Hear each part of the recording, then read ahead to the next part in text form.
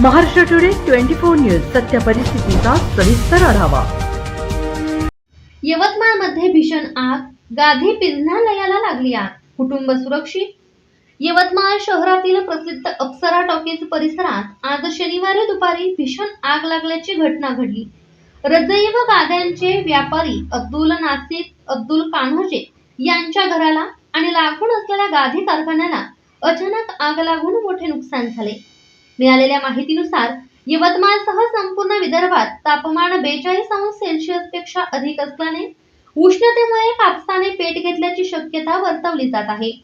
कारखान्यात मोठ्या प्रमाणावर साठवलेला कापूस आणि इतर साहित्य आगीत पूर्णपणे जळून खाक झाले। आगीची माहिती मिळताच यवतमाळ नगरपालिकेच्या अग्निशमन दलाने तात्काळ घटनास्थळी धाव घेत आग आटोक्यात आणली। आगीदरम्यान घरातील गॅस सिलेंडर फुटण्याचा धोका निर्माण झाला होता, मात्र सुदैवाने मोठी दुर्घटना टळली।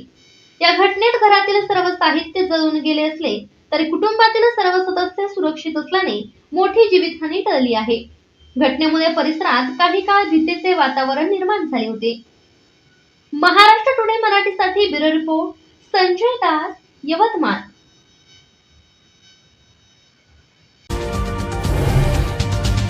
आजच महाराष्ट्र टुडे 24 न्यूजला सबस्क्राईब करा आणि सत्य परिस्थितीचा सविस्तर आढावा पहा।